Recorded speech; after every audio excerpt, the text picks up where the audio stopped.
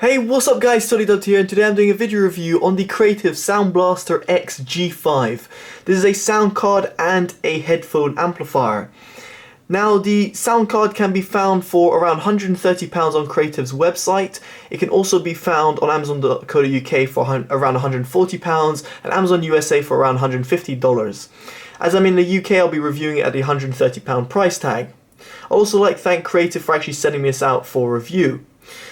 Now, first of all, I'd like to mention a few problems that I actually had, and the reason I'm mentioning this in the introduction is just because, just to set the record straight from the outset of the video. Now, I actually received another X5, which I was actually using at work all the time, and suddenly, out of the blue, it produced a massive high-pitched sound on the headphone output. It was connected via micro USB to USB to my PC, and for some reason, after a little while, it just completely ceased working. And I actually noticed the headphone amplifier was super hot, and it seemed like it was burnt out. When I contacted Creative about this, they must have said it was faulty batch, then they sent me a new one. Upon reading reviews and looking around on the internet to see if I was the only one, I quickly noticed that I wasn't the only one. It seemed that like there was a lot of other people out there. Then when I received a new one, I didn't have any more problems, and I still used this for about 2 or so weeks on a daily basis at work, and I didn't notice any problems. When I brought it home to do the review, as in this weekend, I noticed that when I plugged this the new one into my actual home PC, in comparison to the old one, which would be picked up with no problem even though it's faulty, the new one wouldn't be able to be picked up. In fact, it picked up in Device Manager but then had an error saying that it couldn't figure out the driver problem. Even uninstalling, completely wiping the drivers, rebooting and all of that, it didn't solve my driver problems. And again, when I looked on the internet, again I found people with driver issues on certain operating systems.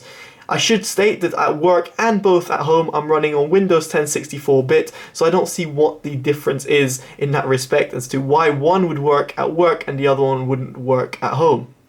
Long story short, the reason I'm pointing this out in the introduction is that there are software and hardware problems which really do let down the product, because it does bring down the image of Creative and the Sound Blaster sort of branding. And on top of that, the actual reliability of the product. Let's say I bought this product as a reviewer. Let's say I bought the product and then actually used it for a couple of months and then noticed a problem, got it RMA'd, then how would I know it's going to be working in a year or 2 years' time when the warranty is completely out? I wouldn't. And that is pretty bad from Creative. From a company that's so big and so well known, I would have expected much better quality assurance and quality control. It can be a one-off, but it seems like it's a batch problem. A certain batch didn't have a proper, quality assurance or whatever when it came out of manufacturing, and therefore they noticed a problem and started replacing the units. But long story short, if you are unlucky and you bought an old batch from a reseller, then, well, you better get it RMA'd and warranted pretty straight away before that warranty runs out.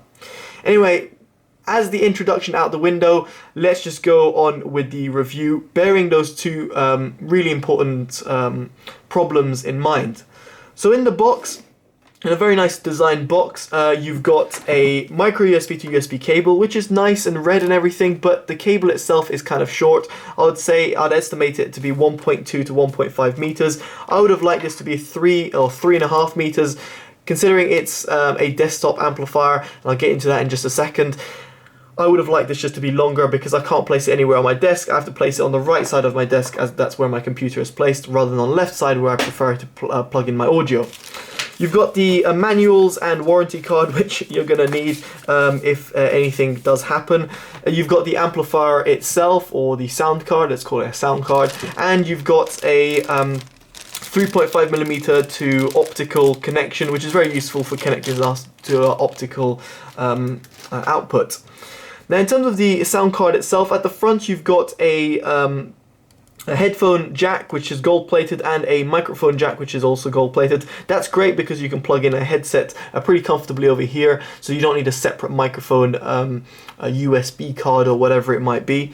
Over here the wheel is illuminated, and in speaking of which, I'm actually going to connect it up whilst I try and continue talking. It might be kind of hard, but yeah, the front wheel is quite cool because it illuminates and essentially doubles up as like a control wheel. So in other words, the lighter the color of the wheel, the louder the actual volume. Now I'm not sure if I'm going to be able to really show you, but there you go. You can probably hear my my computer just making some noises. But yeah, the lower I go, basically the lower the red color, and the higher I go, it gets a little brighter. Now obviously I have software problems, so on my PC it's not actually displaying properly and as it should, so I can't really show you that, but essentially it does work on my work PC. Another functionality is if you press down on this volume wheel, it basically mutes the output. Now that's quite cool, but unfortunately this little X logo over here cannot be disabled, but it looks cool anyway and it's not too intrusive. At the back you've got a optical in and out, which also double in as a line in and line out jacks, which are also they're also gold plated. My god. There's also a USB port over here, which is really useful because you can plug in a flash drive or you can plug in, say, a mouse, and it actually works and means that you can use it directly from your desktop rather than plugging it into your back of your PC. And you need the micro USB input. Now this is one of my complaints about the sound card, is that you can probably just see from the packaging it says audio portable sound card and headphone amp. Unfortunately, in order to power this, or actually to make it work, you need power. There is no lithium-ion battery included in it, so therefore you can't charge it, unlike its brother, the E5. And therefore, the G5 needs power, and this really limits its functionalities, because to me that's not a portable amplifier. It's small form factor, but doesn't mean it's portable. So it shouldn't be marketed or seen as a portable amplifier, in my opinion, or even as a sound card. So moving on, you've got a couple of buttons over here which are Scout mode, SPX mode, which if you enable it changes the level via the 1, 2, 3 illuminations over here, and if you hold it down it turns it off. Then you've got low and high gain mode, which is really useful in terms of enabling it for higher or lower impedance headphones. I found it able to drive my lower impedance headphones and earphones very well, but when it came to higher ones, well, I'm trying to say, when it went to high gain, it was also able to power a high impedance headphones without a problem, so that's a good point. Just a quick mention on the Scout mode and SPX. SPX, in my opinion, is kind of a gimmick. It's a way of producing Dolby 7.1 surround sound, but just like any other product I've ever reviewed with Dolby labeled on it, it just doesn't produce a proper surround sound, because what it does is it reduces the mids and highs and lows quality in order to provide a better surround sound quality, and therefore, as it's affecting the overall sound quality, I can't really recommend ever using that. But if you want something to sound more spacious, then feel free to do that, but make sure you're aware that sound quality will be reduced because of that button. Now Scout mode's quite cool for gamers out there because it allows you to hear footsteps a little better. You can also customize it via the software that enables you to put it to certain game profiles like Dota 2 or CSGO or just general FPS gaming, so that Scout mode will make you able to hear better footsteps, for example, in a game. Now, apart from that, in terms of the build quality, it's good, it's well built, it looks really cool, and it's really nice. Its illuminations are nice, and its inputs and outputs are great. But as I said, not portable. Finally, at the bottom, it's got a rubber grip, which means that it doesn't slide around. It actually stays solid on your desk without shaking around all over the place. Now let's mention its sound quality. Now the sound quality of the actual sound card is decent. It's not mind-blowing and not amazing considering its price. When I compared it to, say, a full-blown AV receiver like my Denon X500, which funnily enough is about £130, just similar to this G5, I found it to be, well, just mediocre. It wasn't mind-blowing. It wasn't something like the O2 DAC, which was really impressive for its size and its price. This just sounded just average, and I couldn't really say that, wow, you really need to buy it because it produces a much better sound quality. In fact, for £130 you can get an amazing internal sound card, funnily enough, from Creative themselves, and you'd probably get, well, not probably, you will get a better sound reproduction. Just a quick lowdown on it. The lows are decent. They're a little bit cut off on the sub-bass region. The mid-bass is well produced and has a nice controlled mid-bass slam.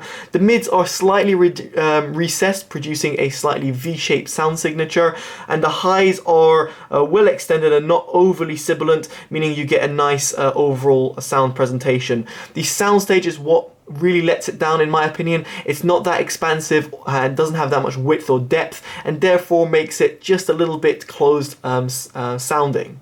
So overall the sound quality is not amazing, but it's decent. But given its price, I can't really see myself recommending this over a normal, say, mini portable amplifier, for example the Digizoid Z02, which I know is out of production, but that's portable to me and actually works with a battery, whereas this doesn't. So anyway guys, I think it's a decent product, but given its problems, I can't really see myself recommending it. As I said, make sure you check out my link in the description below for a full written review, which goes into much more depth. Alright guys, hopefully you've enjoyed this independent, unbiased review. Make sure you give it a like, comment, subscribe, and favourite and share and all that good stuff. Alright guys, I've been Totally Dubbed. Take care, bye bye.